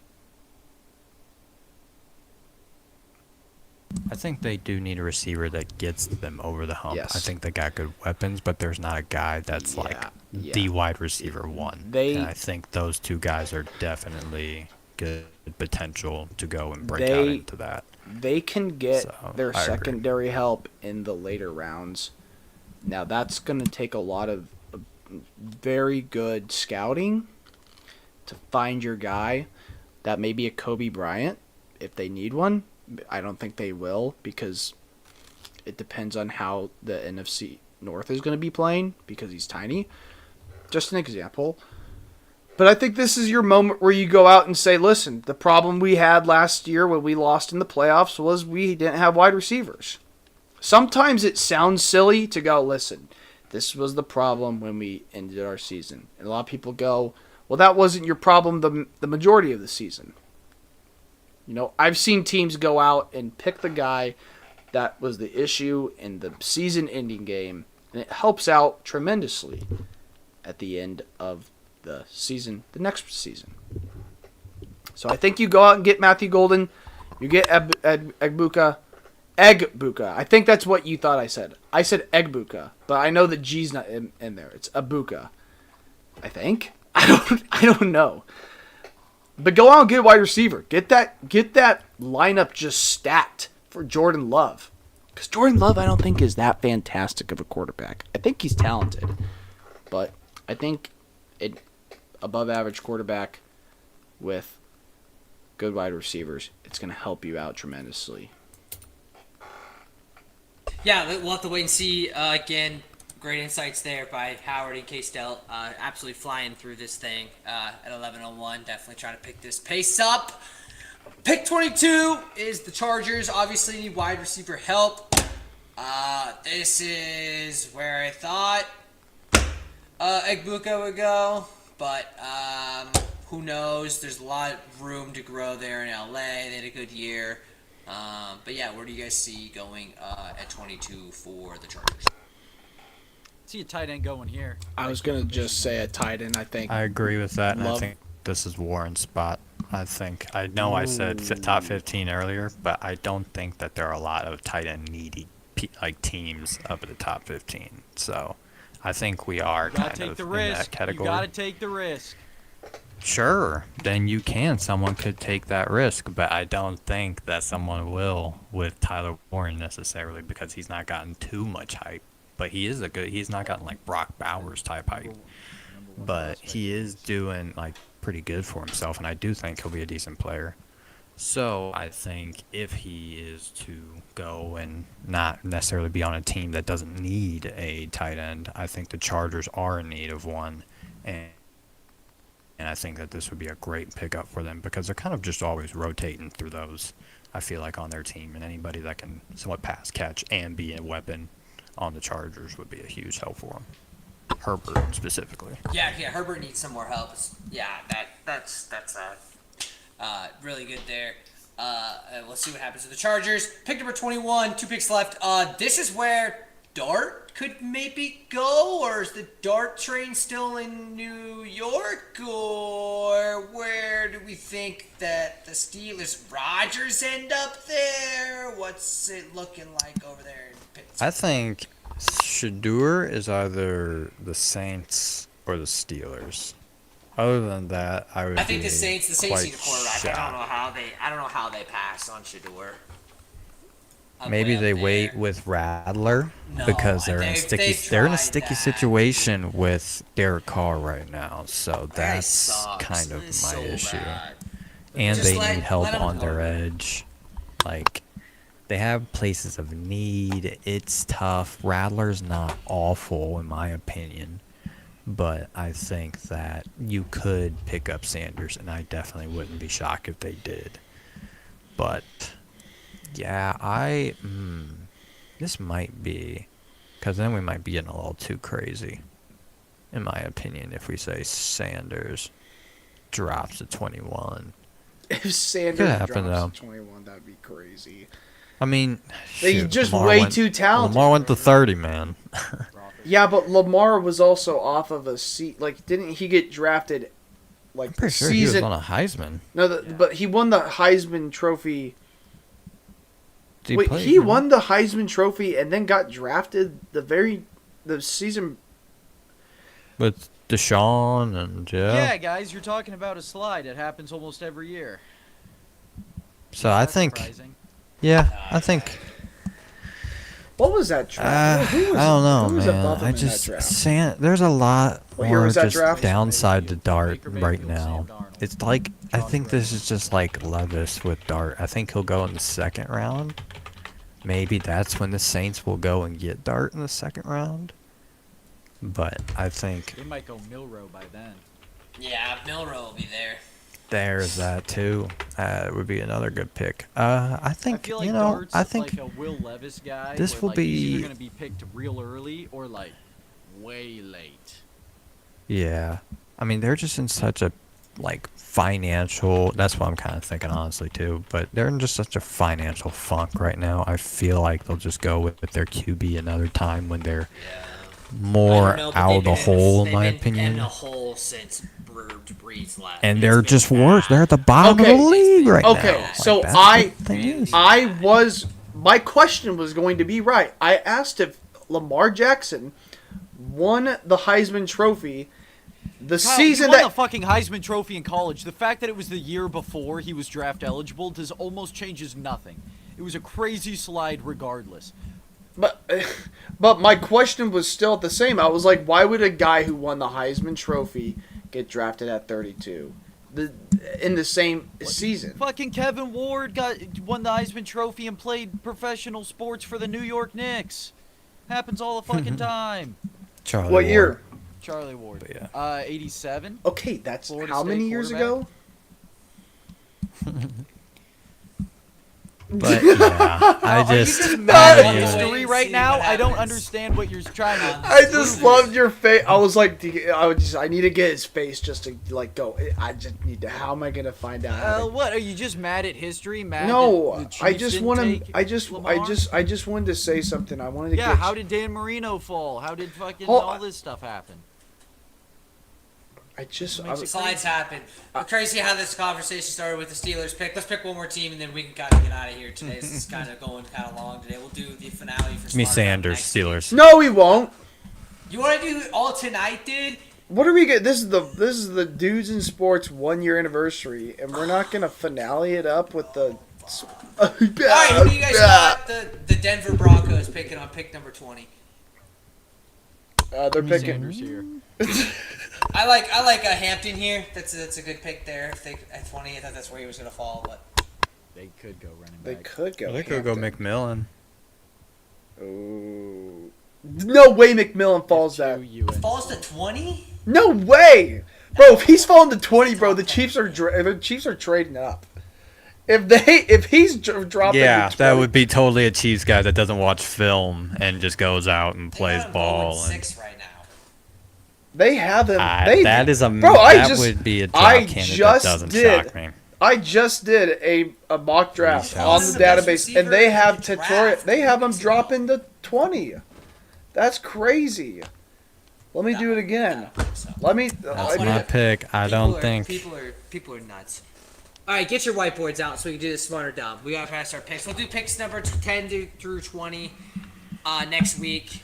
Hopefully at normal time. I don't know. Maybe Howard will be. they have him again at 20. hunting Buffalo poachers out in Wyoming. We don't quite know yet. But if you don't remember, it's the finale tonight, our 1 year. We might as well make it a late pod tonight. 10 questions tonight, fellas. Here's the scoreboard. We got K-Stell at 5, P4 5, and Nick Howard at 4. Anybody's game. Kind of like the Masters. Shout out Rory McIlroy. But speaking of the Masters, it does have to do with our first question. What is the... Oh, wait. Where is P4? P4 is Just preparing for my test. He's just getting his notes ready. Okay, question number 1. Okay, what is the record for the most Masters wins? What's the number? What's the number of Masters wins? 30 seconds. Actually, I'm probably gonna put it at 15. The number? Yeah, 10 seconds. What number? How many? 10 seconds. Definitely. Okay. All right, show me your boards. Oh. We've got Oh 6, my 6, God. and 6. The dudes do their research. They do their research. Congratulations. Jack right Nicholas. on. Jack Nicholas. Jack Nicholas has 6, and we went over the Heck Tiger yeah. stat for 5. Heck yeah. 6 is the correct knew it. answer for that I one. knew it. Question number 2. We like baseball around here, especially these 3 dudes. But how well is their baseball recent knowledge? Who won the AL Cy Young in the year of 2022? Year of 2022. Oh my word. I'm giving you 30 seconds so you can kind of think about that year. Who won the Wait, AL what? Cy Young in 2022? Most of these questions are easy, but you gotta throw a hard one or 2 out there. That is a hard one. That was only 3 years ago. Just think of a good picture from 3 years 3 ago. winners ago or 3 years ago? The year of 2020. Wait, how many winners have been Oh. since then? I just looked up the stat. 4, Hold on. 3. Two of them. This is Yeah. I do. I'm pretty Bro, sure. I kind of want to Oh, look let me this look. up. Fuck. I don't think. Let me make sure. It's 2. Yeah, Yeah, 2. because that's way too early for like. I'm thinking like Felix Hernandez, but I'm going too No. far back. You're way too far back. I'll give you 10 The more last time seconds I to write watched down a name. baseball. 2 year, not for 2 years ago. 2 Cy Youngs prior. Got it. I got it. I got it too, I think. All right, show me your whiteboards or papers. Garrett Cole, Verlander, Ohtani. Verlander is the correct answer. Yes, He I do. won. I was literally about to put down Garrett Cole, and then I was like, wait, didn't Verlander win Garrett one? Like, Cole just was recently? the year before. Yeah, he was So, yeah, 21, it was- and then he was 23. Yeah. So, yep. Yeah. A little hard one there for you, but these hopefully God, next I few you fucking guys hate should the be able to Astros. get. So, okay, next question. All right, we actually, one of them was a pick for the previous question. We're talking about Garrett Cole, okay? He's played on the Yankees for a while. What was the team he played for before the Yankees? And I'll give you double points if you can name both. If you can name both teams that Garrett Cole played for before the Yankees. If you get one right, you'll get 1 point. If you get both, then you can get 2. I Two think for the price of one today. Smarter I think- down rules, I think- always evolving, I always think evolutionizing the game. Nick knows both teams. I'm pretty sure. I think he's only been on. No. Yeah, you No do. way am I the only one. Huh? No way am I the only one though. No, All right. I know it too. Got an answer? We'll see. Put them up there. Oh, that's right. It was Houston and Pirates. Houston Pirates, Astros. Yep. So we got 2, 2, and 1 there. P4 was the only one not. What's to with get. this double point bullshit? It's never once been in this, and now you just pulled it out of your ass. You're right, 100%. You Game's choked always when the lights were evolutionizing. bright. You Yeah, choked I when the tried to- lights I were tried to bright. keep- Bryson DeChambeau. That's like right at the title fight. They go, "Oh, by the way, we're throwing a knife in the middle of the cage for this one too." Here you go. You gotta be Nice ready. one. You gotta Change the you rules. gotta be Always on ready your to dodge toes. a No. ball. This is the Dudes and Sports podcast. Oh, fucking gravity's reversed today. Yeah, you're right. And then Hey, you how go, many? Just don't be dumb, Question number 4 Stop being is dumb. how many NFL draft picks are there? What's the number? Draft picks in the NFL. Oh boy. How many draft picks? You only have 10 seconds. Oh my word. I just Write threw. a number down. I P4 knows this one. Show me it. 237, 278. I can't even see it, Howard. What even is that? Is that scratch? 249? Correct answer. 99. Oh, the correct answer was 257. 32 picks times 7 is 200. No, conditional picks. That's not how that works at all.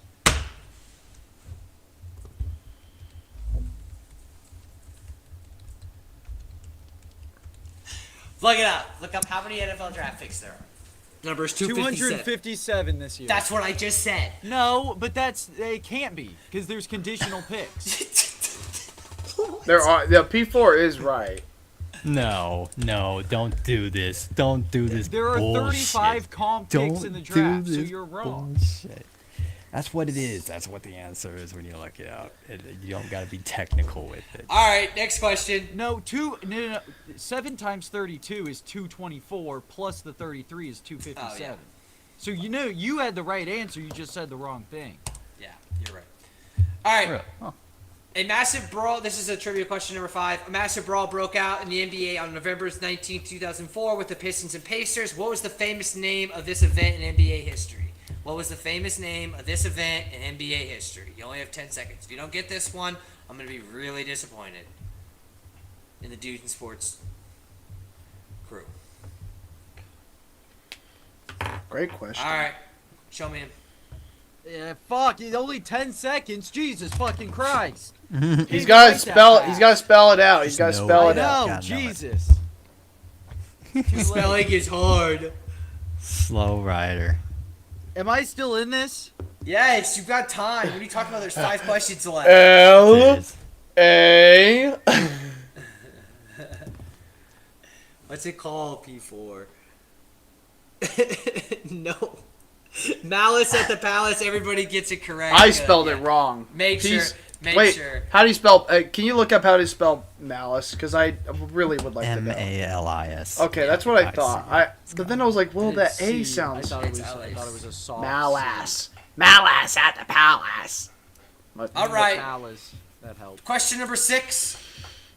What was the name of the pitcher that threw the last perfect game? What was the name of the pitcher that threw the last perfect game? I'll give you 25 seconds just so P4 can write it down. What was the name of the last pitcher to throw a perfect game? I think. I don't know how to spell it correctly, but I do know his last name. All right, you guys got answers? I have his team as well. All right, throw them up there. Yeah. Yep, it is Domingo Germán, yeah, for the New York Yankees. What did Valdez throw? Was that a no-hitter this year? It must have been. Yeah, I saw it was. I looked it up. The last perfect game was Germán in the Yankees. It was the dumbest 23. perfect game I've ever seen thrown by any pitcher. Wasn't that only a 7? He's not even playing for a It's a team right perfect now, game. right? Wasn't No. there a 7-inning perfect game? A combined perfect, maybe?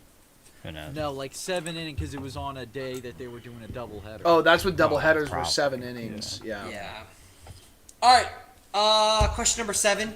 Who has the most MVPs in MLB history? Who has the most MVPs in MLB history?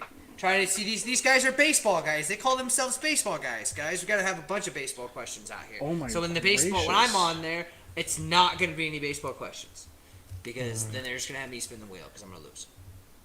I don't know. Man, that's weird because how long is the true MVP? Yeah. When was it introduced? ALNL. God dang it. It could be. I don't dislike my guess. I don't either, but All I right, also show would me not your be- answers. Barry Bonds is correct. I got P4 and Case. Thank God. I had Babe Ruth. I changed it at the last second. Mickey Mantle was a literally good had answer. Barry Bonds written down and erased it. All right, question number 8. Who has the most three-pointers made this year in the NBA? Who has the most three-pointers made in the NBA this year? Since we don't have any basketball, I guess Howard's kind of a basketball guy. Oh, I bet this is. If we're such talking a- about the grenade pulling guy, then he figures he likes the NBA, but Oh, I bet you wrote this. Oh, you stinky. I don't. I just want my answer to be It's laughed crazy. at. all right, show me your answers. Buddy Hield, Devin Booker. What do you have, Nick? I can't see in the reflection of it. Buddy Hield. Buddy Hield. It is not them. It is actually Anthony Edwards. I didn't know if anybody would know that. There's probably no way, but good guesses there. Devin Booker now makes would have been sense. hilarious. They still I suck. I thought you. Were I just wish, doing dude. that. No. Buddy Those Hield's are so always a bad, safe Olympic. answer for so anything bad. 3-pointer. They're so bad. Hey, what's the 3-point percent? Buddy Hield. Hey, what's the 3-point at Buddy Hield? All right. Who has the most technical fouls in NBA history? Who Oh has my the most gracious. technical fouls in NBA See, but what you're history? thinking, they didn't call nearly as many back then. So I think Who it could be had- like a recent guy who's played for a long time. Who has the most technical fouls in NBA history?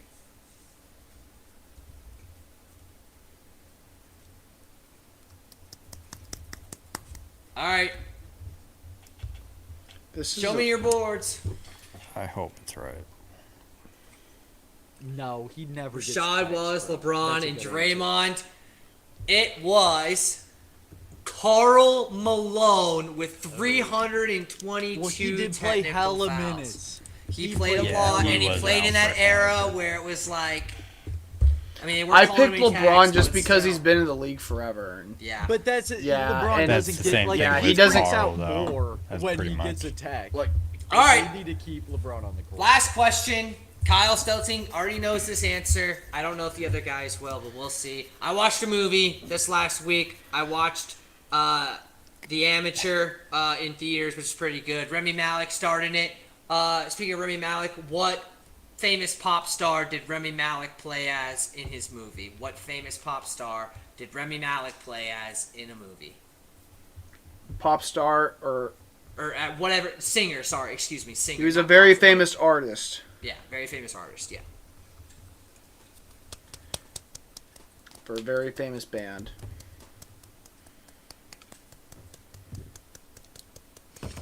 Alright, you guys got answers? Yeah. Put them up. Bang, bang, and bang. Oh, everybody got a point here. So let's do a little bit of math, alright? It's really close. It's going to be close. Let's start off with the guy that is in last place, and that is Nick Howard. Nick Howard has 4 points. He adds 5, 6, 7, 8, 9, 10 points. Howard sits at 10 points. Great showing for 6 out of 10 on the day. We'll have to wait and see if that holds up. Let's go to K-Stelt next. K-Stelt had 5 points starting off today. Had a really great day today. He had 5. He has 6, 7, 8, 9, 10, 11, 12, 13. K-Stelt, big day today. 8 out of 10. Actually, pretty nuts for once. And now we have the main man from Way Out West to see who is spinning the wheel and who is not. Main man from Way Out West started off with 5 points. He has 6, 7, 8. No, you missed one. Nah. You missed one. You Skipped missed one one. up there. Sorry, 1, We're going 2. into Sorry. a playoff. You We're have going a into playoff hole, first time ever. And how would that? How honestly, on our first year ever, unbelievable, first On ever the day the Masters playoff. went to a playoff. Unbelievable. Justin Gonna Rose give is you taking few second seconds place to think about a 3 question times for at the this Masters. playoff that would Name be as many beneficial. Jet players as you can in 30 seconds. Go. P4 shit himself. Name as many Tennessee Titans players. I got as you stuck can. trying to spell DeBrickashaw. Okay, let's do one of those naming games. Actually, that kind of sounds fun. Hold on. Name as many. this show, man. All right, you ready?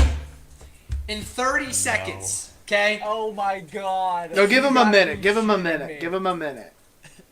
30 seconds. That's I'll gonna be get 2. chaotic. All right, Give we'll him- do a minute. We'll do a minute. Okay, Oh a my minute. 45 seconds. No, 45 I'm giving a seconds mix. is the No, final I'm time. doing a minute. I'm doing a minute. Hey, what's I'm the host of game, Games is Vault. it? You, Wait, just the because it's fuck? your game next week does not make it yours now. I make the rules. Suffer. 45 seconds on the clock.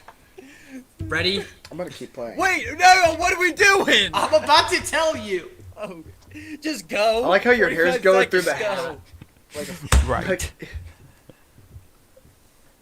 Once upon a time. Write the most words. Name 45 seconds.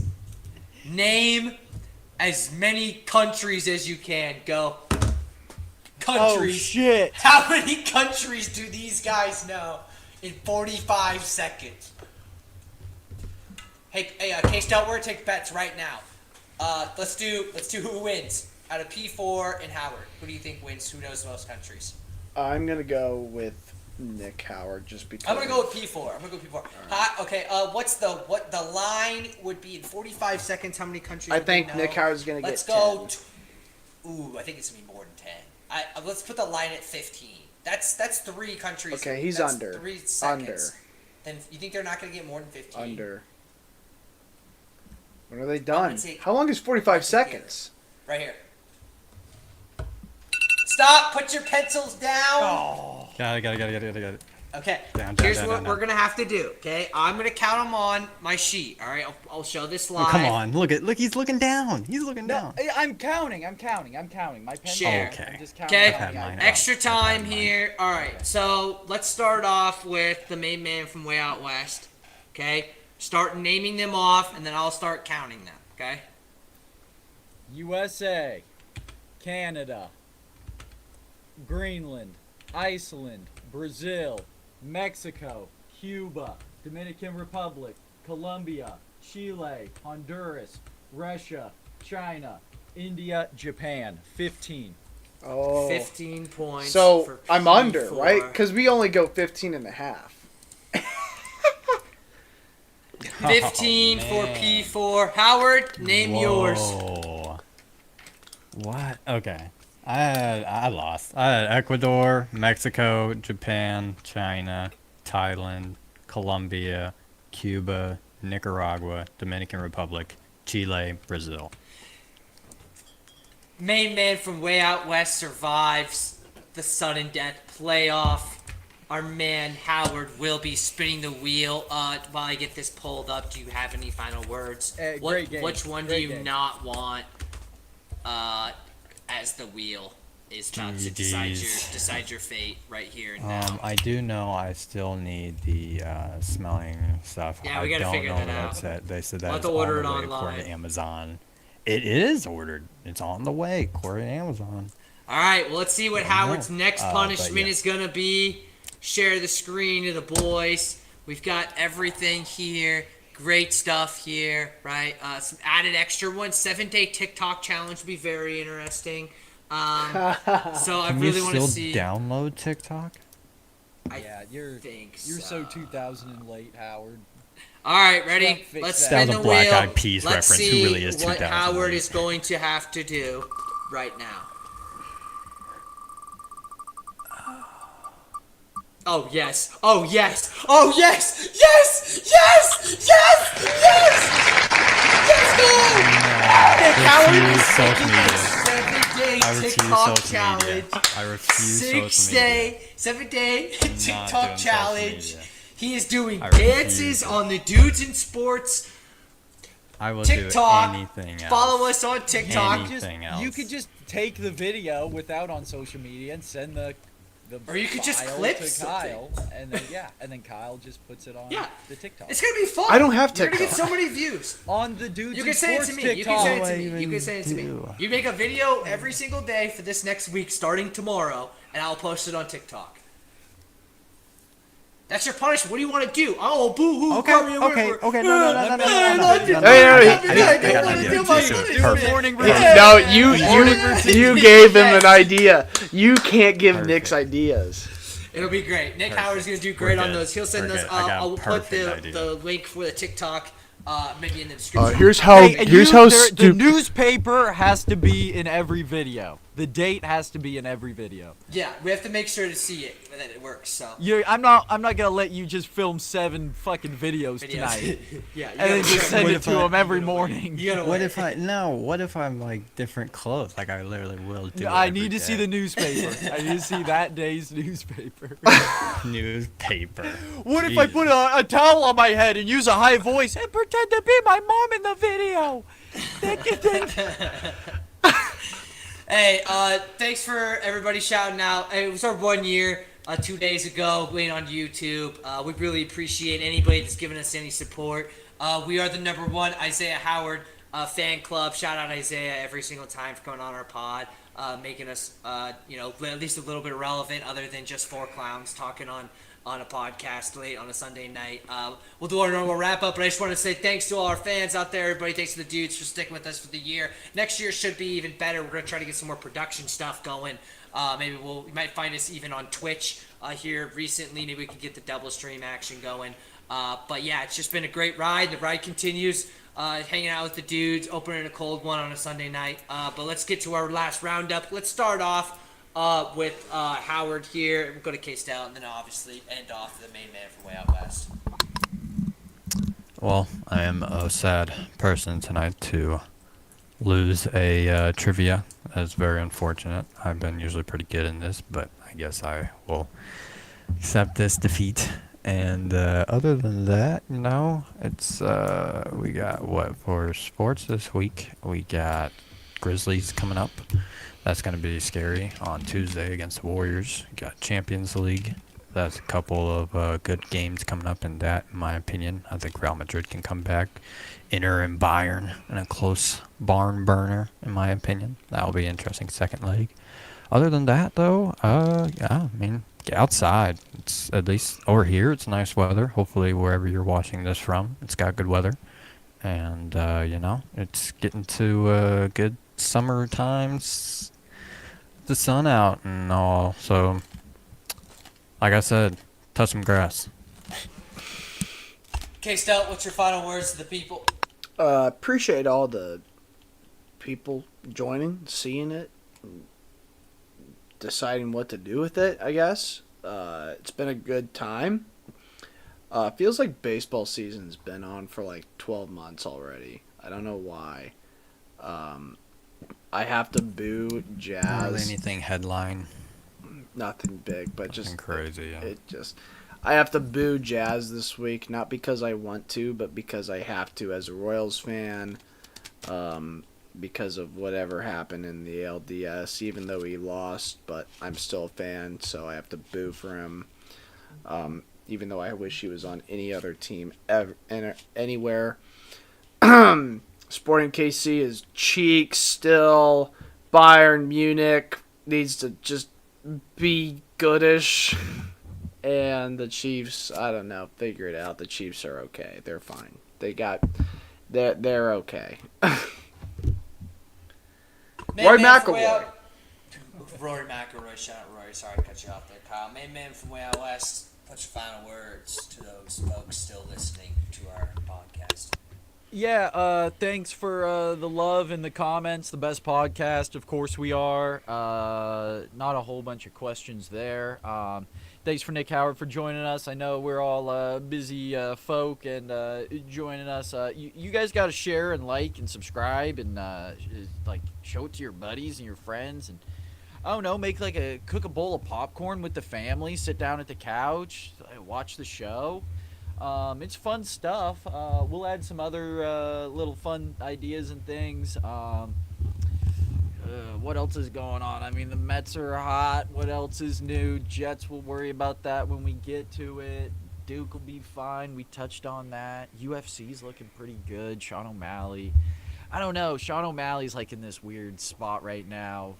We'll see what happens with this fight. I hope he fucking wins because if he doesn't, then the fans are going to start to turn on him. Obviously, I'm an O'Malley guy, but he did not look good at that press conference the other day. Oh, Howard's getting ready to unmute his mic. I was about to say, welcome to the Errol Spence life, man. Ever since he got his ass beat, I have never stand the guy since. Dana White privilege. O'Malley's got a chance.